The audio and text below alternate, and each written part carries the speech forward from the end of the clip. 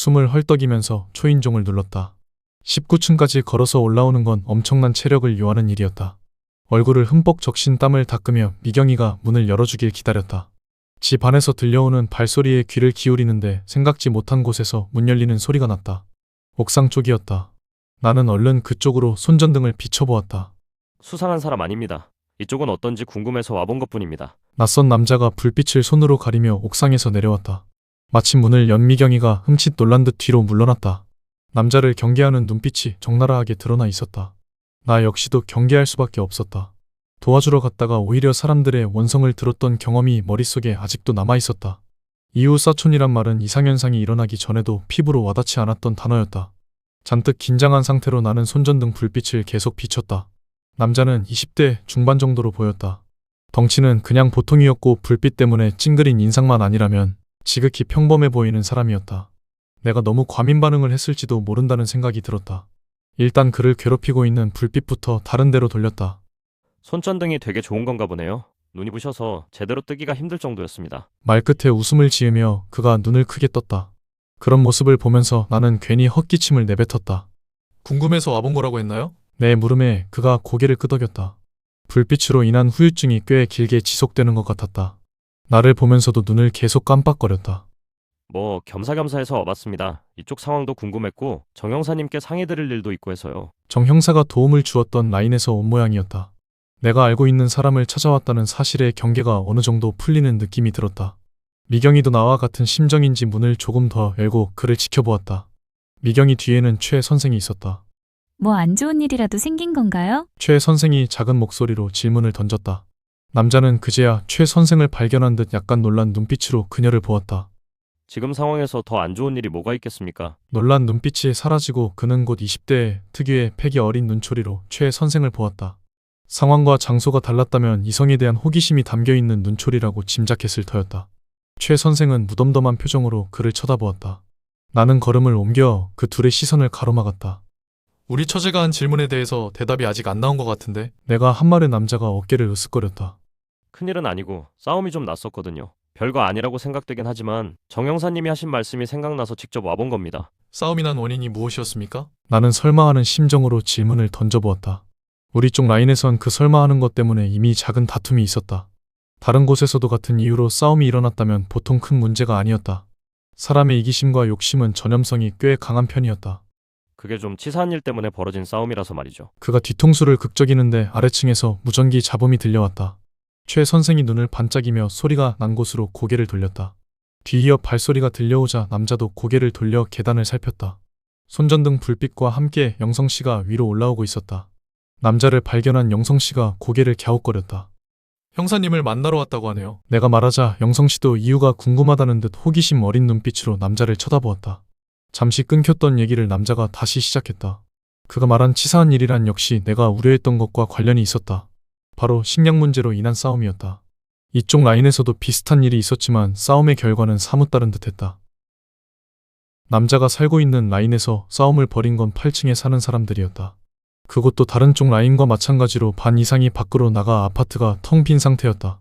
같은 층에 살고 있는 사람들이 다 남아있는 경우는 매우 드물었다. 대개 한 곳은 비어있기 마련인데 싸움이 난 8층에는 두 가구가 다 남아있었다. 그들은 아파트에선 찾아보기 힘든 이웃사촌 간의 정을 듬뿍 나누기로 유명한 사람들이었다.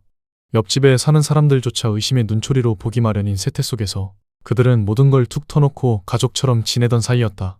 그쪽 라인에서는 이웃사촌의 모범적인 예로 유명했던 모양이었다. 얘기를 듣던 미경이도 반상회에서 들은 기억이 난다며 고개를 끄덕였다. 그런 사람들이 왜 싸움을 벌였는지 궁금해졌다.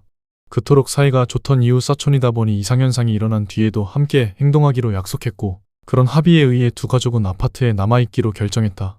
출근했던 아저씨들은 미리 약속한 대로 상황이 변함에 따라 서둘러 집으로 돌아왔다.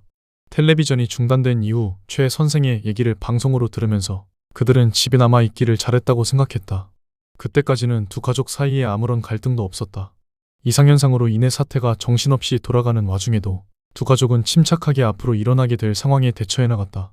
그중 제일 먼저 했던 일이 먹고 마실 수 있는 음식에 관한 것이었다. 두 가족은 갖고 있는 음식을 모두 모아 한 곳에서 관리하자는 의견에 합의했다. 그렇게 결정한 이유는 자신들이 이곳에서 버텨야 할 기간을 길게 봤기 때문이었다. 오래 버티기 위해선 식량을 아껴서 먹어야 했다. 그러기 위해 그들은 더 큰 냉장고가 있는 집에서 식량을 보관하기로 결정했던 것이다. 처음엔 진지한 자세로 자신들이 만들어 놓은 규칙에 맞게끔 끼니를 해결했다. 그들 나름대로 아이들이 섭취해야 할 영양분까지 고려해서 최소한의 음식으로 식사를 했던 것이다. 2끼 정도는 그렇게 때우는데 아무런 불평이 없었다. 시간이 지나 불평불만을 처음으로 제기한 건 아이들이었다. 유치원에 다니는 아이가 평상시 자기가 즐겨 먹던 햄을 옆집에 있는 또래 친구와 나눠 먹어야 한다는 것에 짜증을 내기 시작했다. 졸지에 햄을 얻어먹는 거지 같은 신세가 된 또래 친구는 자존심에 커다란 상처를 입었다. 결국 아이들은 밥을 먹다 말고 주먹 다짐을 벌였다. 양쪽 집안의 어른들은 아이들의 반응에 그저 난감할 따름이었다. 어색해진 상황에서도 규칙은 지켜나갔다. 하지만 식사 때마다 치러야 하는 아이들과의 전쟁에 어른들은 곧 지쳐버렸다. 어른들이 신경 써야 할 것은 식량 문제 말고도 많이 있었다. 당장 바리케이드를 쌓고 그곳의 경계를 강화해 나가야 하는 것이 제일 큰 문제였다. 아저씨들이 그 문제를 해결하기 위해 집을 비운 사이에 일이 터지고 말았다. 냉장고에 식량을 집어넣어 보관하고 있던 집에서 일어난 일이었다. 그 집 아줌마가 아이의 생떼에 못 이겨 식사 시간 이외에 햄을 구워주었고, 때마침 그 장면을 목격한 이웃집 아줌마는 이런 식으로 규칙을 어기는 게 어디 있냐며 목소리를 높였던 것이다. 말다툼으로 시작한 싸움은 서로 머리끄덩이를 잡아당기기에 이르렀고, 치열한 싸움 끝에 규칙을 먼저 어긴 쪽 아줌마의 팔이 부러지고야 말았다. 싸움은 이렇게 일단락되는 것 같았지만 두 가족은 더 이상 예전과 같은 화목한 사이로 되돌아갈 수 없었다. 원래 갖고 있던 음식을 나누는 과정에서도 크고 작은 충돌이 연이어 일어났다. 치사하게 먹을 것 때문에 그런 일이 벌어졌던 거죠. 남자가 한 얘기는 결코 가볍게 다루어선 안 되는 문제였다. 지금은 치사해 보일지 모르지만 며칠 더 지나고 나면 햄 한 조각을 두고 여기에 있는 누군가와 싸워야 할지도 모를 일이었다. 나는 짐짓 심각하지 않은 척하려고 미소를 지었다. 애들 싸움이 어른 싸움으로 변한 꼴이군요. 내 말에 남자가 환하게 웃으며 고개를 끄덕였다. 문제의 심각성을 아직 의식하지 못한 듯했다. 우리 쪽에서 자체적으로 해결하려 했는데 정 형사님이 하신 말씀이 떠올랐습니다. 뭐라고 했습니까, 정 형사가? 영성 씨가 재촉하듯 남자에게 물었다. 어떤 조그만 일이라도 주민 간의 충돌이 일어나면 즉각 자기한테 알려달라고 했거든요. 남자는 말하며 영성 씨가 갖고 있는 무전기 쪽으로 시선을 돌렸다. 그런 무전기가 있었다면 여기에 직접 오지 않았어도 됐을 텐데 말이죠. 무전기를 향한 그의 눈빛이 반짝하고 빛났다. 감출 수 없는 소유욕이 겉으로 드러난 것이었다. 그 노골적인 욕망의 분위기가 순간 어색해졌다.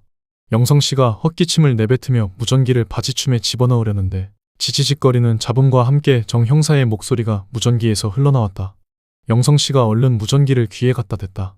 두 분 다 잘 올라갔는지 궁금해서 연락드려봅니다. 오버. 발신 버튼을 누르며 영성 씨가 남자를 흘겨보았다. 내가 보기에 결코 좋은 느낌의 시선은 아니었다.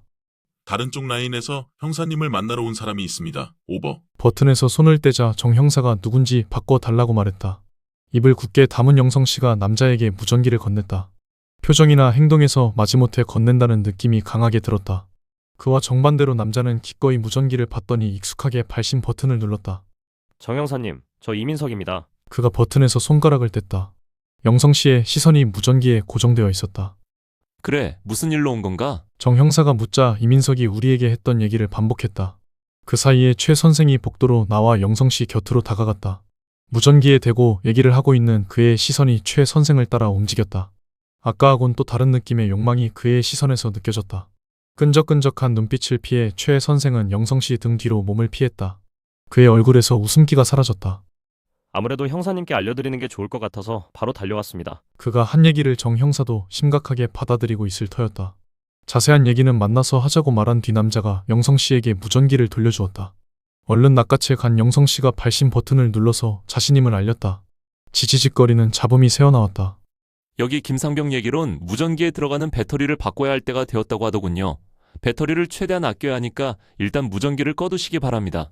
새 배터리는 이따가 이민석 씨 편으로 올려보내도록 하겠습니다. 오버. 알겠다고 대답한 뒤 영성 씨가 무전기를 껐다. 남자는 최 선생을 힐끗 보고 나서 아래로 내려갔다. 우리 집은 18층입니다. 영성 씨가 아래로 내려가는 그를 향해 목소리를 높였다. 알겠다는 듯 손을 들어 보인 그가 어둠 속으로 사라져갔다. 작아지는 발소리를 들으며 나는 영성 씨를 보았다. 그의 얼굴에서 분노가 느껴졌다. 왠지 모를 불안감이 내 몸을 휘감았다.